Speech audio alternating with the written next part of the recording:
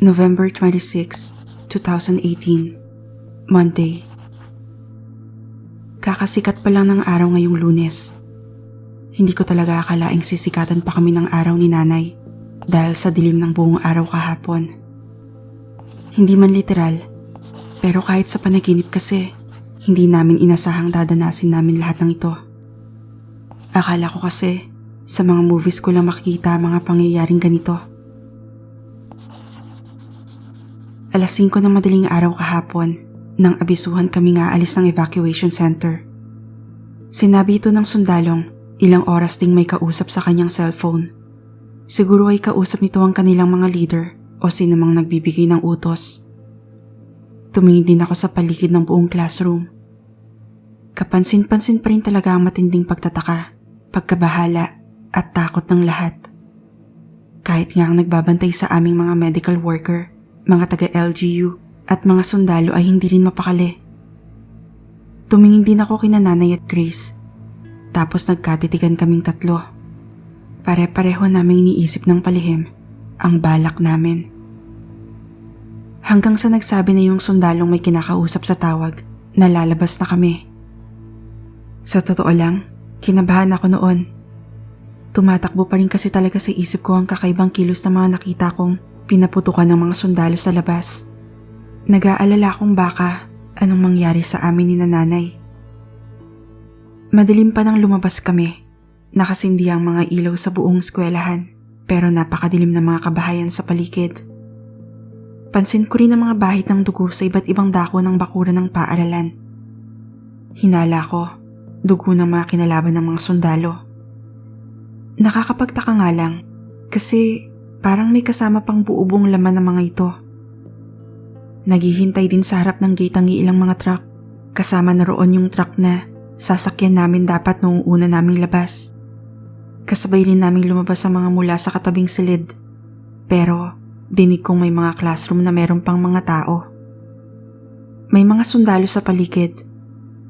Doon pa lang, alam ko nang hindi magiging madali ang gagawin namin. Nagkatitigan kami ni Nanay at Grace. Napayo ko ang kaibigan ko at nanlupasay ang mga balikat. Pare-pareho naming iniisip noon na siguro hindi na lang kami tutuloy sa pagtakas. Oo, wala kaming tiwala sa mga nagbabantay sa amin. Pero ayaw rin naman naming masaktan o mamatay. Bakit nga ba naisip kong baka patayin kami ng mga tauhan ng militar, ospital at gobyerno? Hindi ba dapat pinapangalagaan nila kami mga sibilyan? Naisip kong siguro iniisip ko ang mga ganitong kutob dahil sa dalawang posibilidad. Ang una, may balak nga silang masama sa amin. O ang ikalawa, sadyang gusto lang kami nilang protektahan ng maigi mula sa kung anong hindi nila masabi. Hanggang sa nagulat na lang ako nang magkagulo ang pila papunta sa labas ng gate. Meron kasing dalawang lalaki na biglang tumakbo palayo. Pagkatapos ay meron pang iilang kumaripas din ng maling at ang mga sundalo. Doon kami natauhan ni Nanay at Grace. Marami pala sa amin ang nag-iisip ding tumakas at hindi lang kaming tatlo. Nang malingat ang mismong mga taga-LGU na malapit sa aming tatlo, ay agad na rin kaming tumakbo. Ang totoo, marami nang kumaripas sa magkakaibang direksyon noon, kaya't talagang natataranta na yung mga nagbabantay. Dumiretso kami ni Nanay sa gate, tsaka nilagpasan ng hindi magkamayaw ng mga sundalo. Nakita ko pang namumutla at naiiyak na yung isang nurse sa pagkabahala. Sandali kong naisip na baka hindi tamang tumakas kami. Baka hindi naman talaga nila kami gustong saktan. Pero dahil sa pagkadesperado, nagtuloy-tuloy lang ako kasama si Nanay at Grace. Mabilis kaming nakalayo sa eskwelahan kasi nga nagkalituhan na talaga ang mga bantay. Habang tumatakbo, napagkasunduan naming agad nang bumalik sa barangay namin. Nakarating na kami sa may kakawian sa tabi ng paaralan nang pumailan lang ang isang putok ng barel. Sinundan ito ng napakalakas na sigaw ng iilang katao. Mga sigaw na takot at humihingi ng saklolo. Sumunod din ang pasigaw na atas ng mga sundalo na bumalik na ang mga tumatakbo. Tapos ay bumagting sa mga pandinig namin ang magkakasunod na mga putok ng barel. Ano na bang nangyayari? Pinapaputukan ba nila ang mga tumakas? Tama ba ang hinala ko na talagang sasaktan nila kami? Ilang sandali pa, may tumawag sa amin ng pasigaw. Ito yung nurse na nalagpasan namin. Umiiyak ito at nagmamakaawa na bumalik na kami. Nilingon namin ito. Kita naming naroroon ito sa may bandang pader ng eskwelahan na nakaharap sa kakauyan. Nagmamakaawa talaga siya sa aming bumalik na dahil ayaw raw niyang masaktan kami ng mga halimaw na yon. May kurot sa puso namin ang pakiusap niya. Tapos ay napaisip din tungkol sa sinabi niyang mga halimaw. Yung iba ay tumuloy pa rin sa pagtakbo. Pero kami ni na Grace at nanay, lumakad na pabalik. Naisip naming kumbinsihin na ang nurse na magsabi ng totoo. Subalit, hindi pa man kami nakakalapit sa nurse. Nahintakutan kami sa nasaksihan. May narinig kasi kaming malalakas na kaluskos mula sa damuhan. Napalingon kaming tatlo doon, pati ang nurse ay napatingin din. Nang biglang, may lumabas na 2 mga taong kakaiba ang mga kilos. Katulad ng mga nakita naming pinagbabaril ng mga sundalo kahapon. Hindi makalakad ng maayos. Bagamat mabibilis, naglalaway rin ang mga ito at tila ba naagnas ang buong katawan. Napakabilis lang nang nangyari. Lumabas nga sila sa damuhan at tumakbo palapit sa nurse. Babalik na sana ang nurse sa eskwelahan nang tuluyan na siyang lundagan at sakmali ng 2 halimaw. Sumabog ang napakalakas na iyak at sigaw ng nurse, katulad sa narinig namin kani-kanina lang. Pagkatapos, pinagbabaril ng mga sundalo ang 2 halimaw na iyon. Sabog ang kanilang mga bungo at kumalat ang dugo at utak sa lupa. Kapareho ng nakita naming paglabas ng classroom kanina.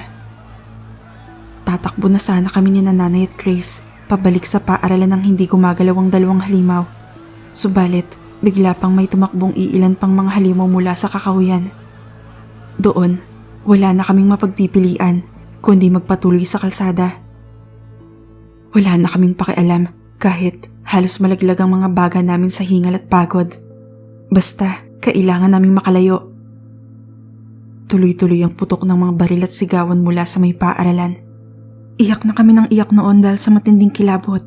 Lalo nang matauhang ang mga halimaw na iyon ay ang mga mismong mga taong tinamaan ng kakaibang sakit. Nadagdagan pa ang takot namin nang may mga halimaw na ring humahabol sa amin.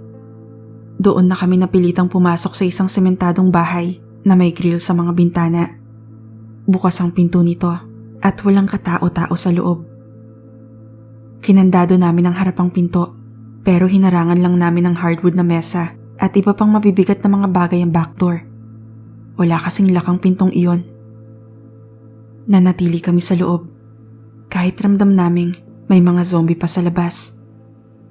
Oo, ayaw ko silang tawaging mga zombie pero yun kasi ang pinakamalapit na makakapaglarawan sa kanila eh. Pilit nilang kinakalampag ang bintana sa kwarto kung nasaan kami. Halatang gusto talaga nilang makapasok. Mabuti nilang at matibay naman ang grills ng mga iyon, kaya hindi nila nasisira. Sabi rin ni Grace, huwag kaming pumunta ng sala o kusina kasi mas madaling sirain ang mga pinto, lalo na ang backdoor.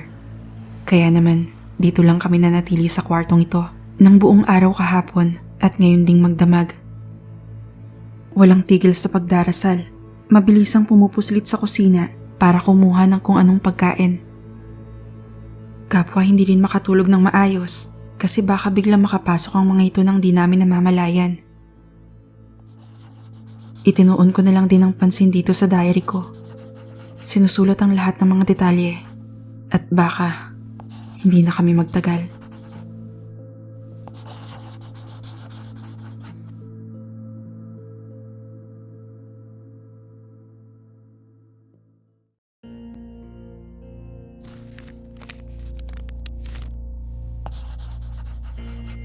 November 27, 2018, Tuesday. Alas 5 pasado na ng hapon. Higit 1.5 araw na kaming trap sa bahay na napasukan namin. Sinadya kong late na magsulat ng entry ngayong araw na to kasi mukhang paubos na ang tinta ng ballpen ko.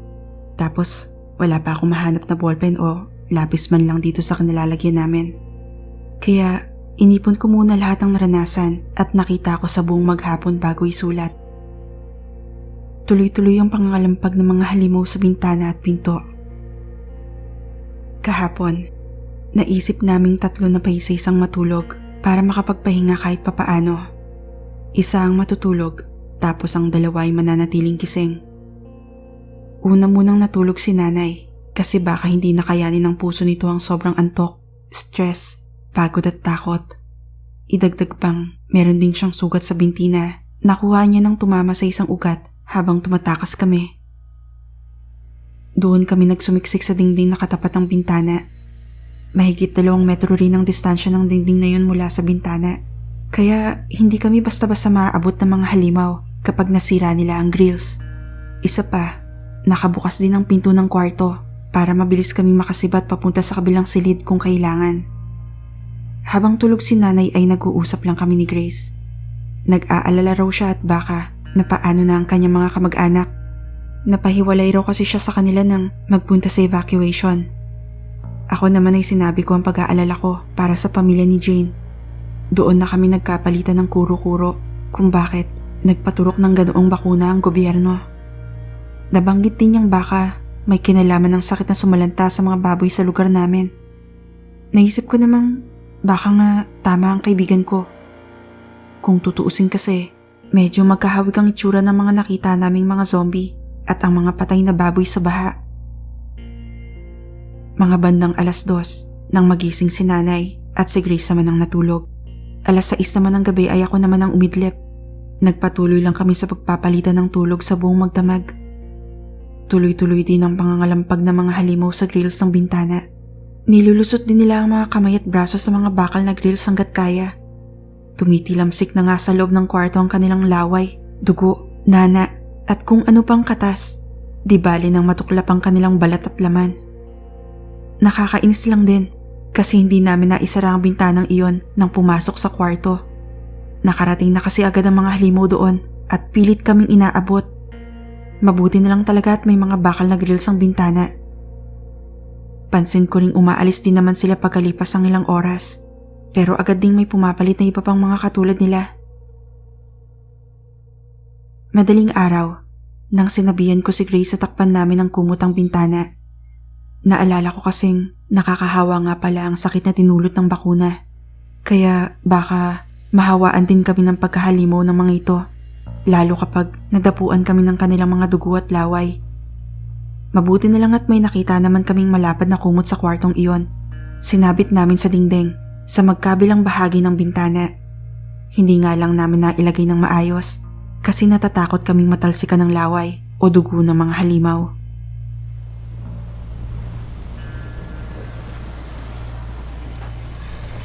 Kaninang 8:00 ng umaga ay nagsimulang umulan. Naririyan pa rin ang mga halimaw. Galaw pa rin ang galaw ang malapad na kumot kasi nasasagi ng kanilang mga kamay. Napakarami na rin itong mantsang bahid ng kung anong mga bodily fluids. Nakakatakot tingnan ng dugo ang kumot na gumagalaw na nakatakip sa bintana sa totoo lang. Pero kailangan naming tiisin ang ganong tanawin para hindi masayang ang kaligtasang kinalalagyan namin. Oo, dinig na dinig ang putok ng mga baril mula sa malayo, pero mukhang hindi pa rin alam ng mga sundalong nandirito kami. Sana nga lang, mapansin nila ang nagkukumpulang mga zombie sa labas ng bahay, tapos maisip nilang baka may tao sa loob. Pasado 9:00 ng umaga, nang biglang lumakas ng husto ang ulan. Bumugso ang buhos ng ulan at ihip ng hangin papasok ng bintana. Dinig namin ang pagkalansing ng grills at ungol ng mga halimaw. Ilang saglit pa, nagulantang kaming 3 nang matanggal ang malapad na kumot. Agad kaming nabasa ng ulang may kasamang tumalsik na dugo ng mga halimaw na pinipilit pa rin ang mga pagmumuka sa bakal ng mga grills. Subalit, ang lalong nagpakilabot sa amin ay nang makilala namin ang isa sa mga halimaw. Si Jane. Napasigaw ako kasabay ng pag-iyak. Si Grace naman ay tahimik na napahagulgol. Unti-unting bumabaha ng ulang may halong kung anong mga katas ang saig ng kwarto. Namalayan nilang naming pilit kaming tinatapik ni nanay. Sinasabihan niya kami lumipat na sa kabilang silid. Hindi na kasi kami pwedeng manatili sa unang kwarto at baka mahawa pa kami. Dinala lang namin ang mga bag namin at lumipat na nga sa kabila. Tiisang backpack na nga lang kami noon kasi kinailangan naming iwan ang mga bagahe namin habang tumatakbo. Pagkapasok sa ikalawang kwarto ay mabilis naming sinara ang bintana doon bago pa man makalipat ang mga zombie. Agad din naming tinabunan iyon ng makakapal na mga kumot para sigurado. Hindi nawala sa isip namin ni Grace ang nakitang kaibigan. Nakakalungkot kasi hindi na siya makakauwi kasama namin kapag natapos na ang lahat ng to. Naisip ko tuloy, kumusta na kaya ang mga magulang niya? Ligtas kaya ang mga ito? Lalo na si Mang Delphine. Hindi pa naman siya makakatakbo kung hihingi ng pagkakataon kasi dahil sa kanyang kapansanan. Tuloy-tuloy ang malakas na ulan, pati ang pangangalampag ng mga halimaw sa bintana. Hindi nga lang huminto ang mga nasa bintana ng unang kwarto. Siguro dahil may naiwan pang amoy namin doon. Pasado 12:00 ng tanghali, lumabas ako ng ikalawang silid para maghanap ng makakain sa kusina. Nakakalungkot nga lang kasi wala nang natirang nakakabusog doon. May mga karne sa ref pero di naman kami pwedeng magtagal sa kusina para magluto. Tiyak kasing sira ang backdoor kapag kinalampag iyon ng mga halimaw. Hanggang sa nagulat na lang ako nang pumailan lang ang malakas na tunog ng pagkalansing ng bakal. Nanlaki ang mga mata nang matauhang galing iyon sa unang kwarto. Doon din ay dali-dali akong bumalik sa ikalawang kwarto at mabilis naming hinarang ng kama at cabinet ang pinto. Ilang minuto pa, nagsimula na nga ang mga halimaw. Nakalampagin din ang pinto ng ikalawang kwarto. Nakakainis na to. Ano ba tong kinalalagyan namin? May mga halimaw sa bintana at meron din sa may pinto. Wala na kaming takas. Alinman sa mga yan ang unang mawasak at mabuksan. Dagdag pa sa pagkabahala namin ay nang mapansin ni Grace na nilalagnat si nanay. Naisip kong baka dahil sa sugat niya sa binti, kaya binuksan ko muna ang pinantakip naming tela doon para palitan. At nakita kong may mga tumubong pantal-pantal sa palibot ng sugat.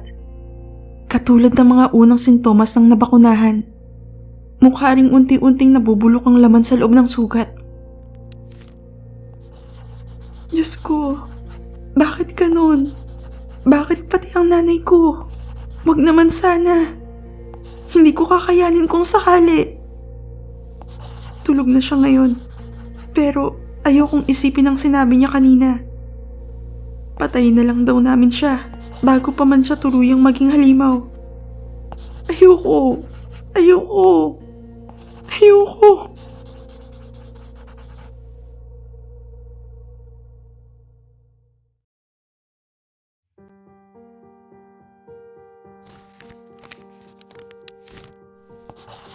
November 30, 2018, Friday. Biyernes na naman pala. Parang kailan lang yung Biyernes na tinamad akong pumasok, kaya hindi ako nabakunahan. Ilang araw din akong hindi nakapagsulat ulit. Napakabigat ng mga nangyari. Malungkot, nakakatakot, at nakakapanlumo. Ang totoo nga niyan, ramdam kong nangihina na ang katawan at kalooban ko. Ayoko nang pumalag sa kung anumang mangyayari sa akin.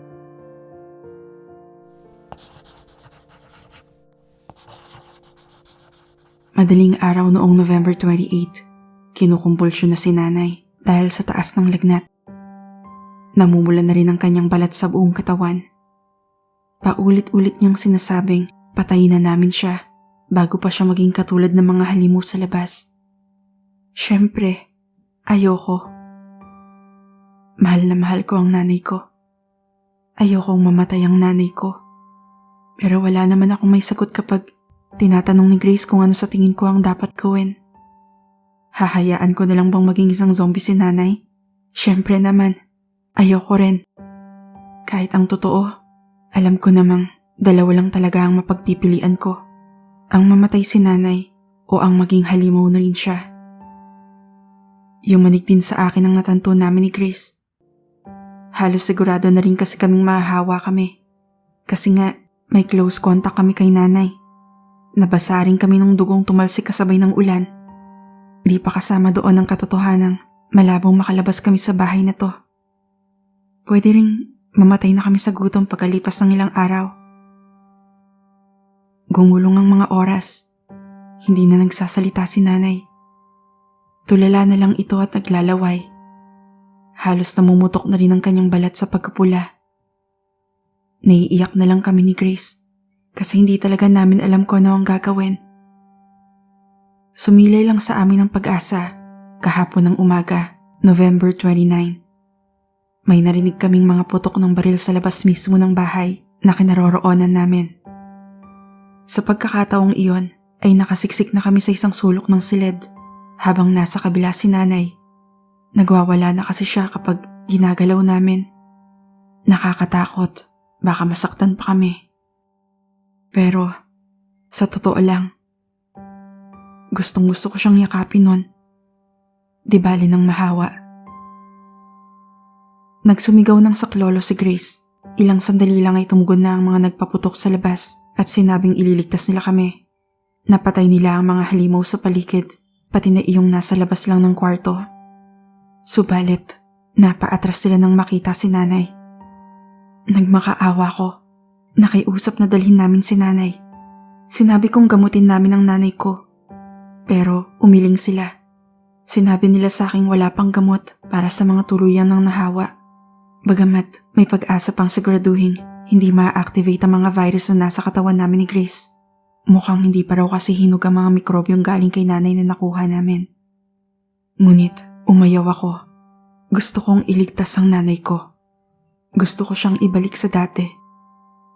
Ang kaso, mariing ipinagdiinan ng isang sundalo na hindi na nga raw pwede. At hindi raw nila kami sasama kung hindi namin papatayin o iiwan si nanay. Doon ay binulalas ko sa kanilang, di umalis na sila kung gusto nila.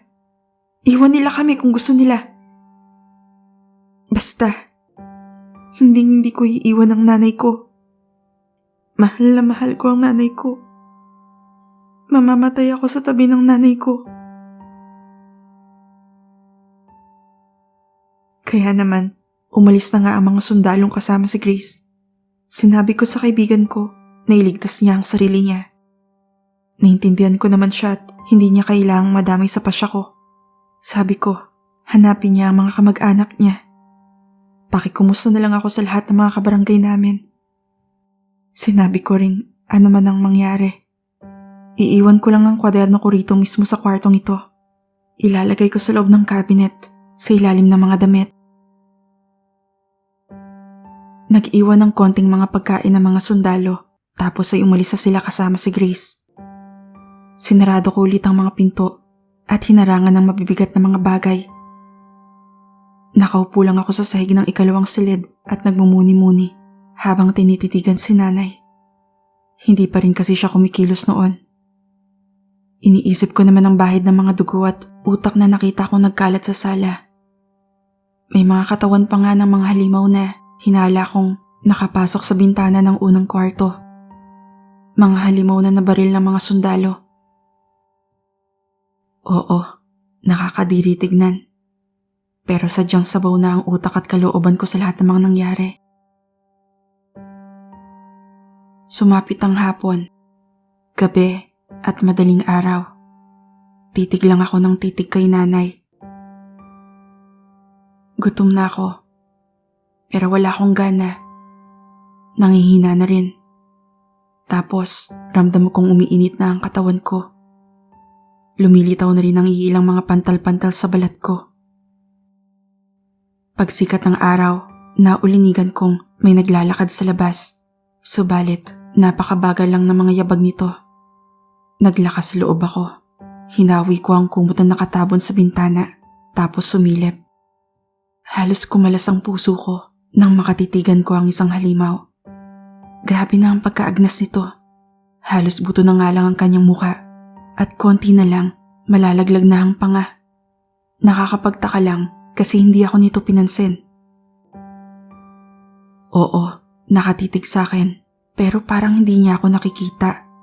Tumalikod lang ito tsaka naglakad palayo. May naisip ako. Dali-dali kong inalis ang kama na nakaharang sa pinto. Lumabas, tapos inalis ang nakaharang sa front door. Nagtuloy-tuloy ako sa bakuran. May nakitang iilan pang mga halimaw sa kalsada, pero hindi nila ako sinusugod. Eto na siguro yun. Siguro, hindi na ako tao. Siguro, isa na ako sa kanila.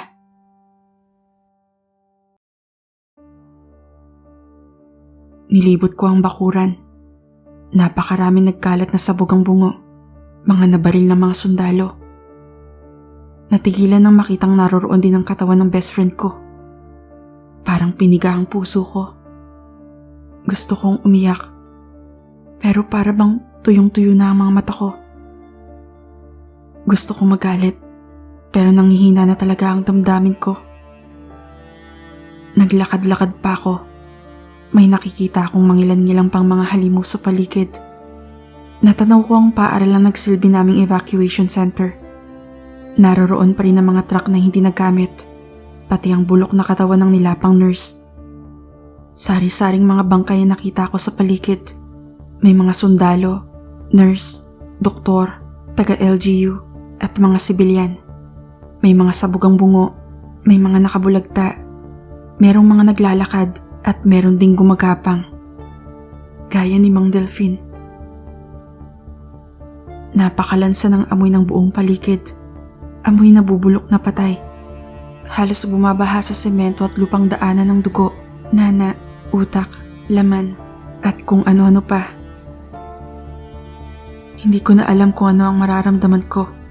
Siguro, nakalimutan ko na kung ano ang dapat maramdaman. O, di naman kaya, unti-unti nang kumukupas ang pagkatao ko. Bumalik ako sa tinuluyan naming bahay. Nakasalubong ko si nanay. Naglalakad. Ngunit hindi tuwid. Nagtama ang mga mata namin.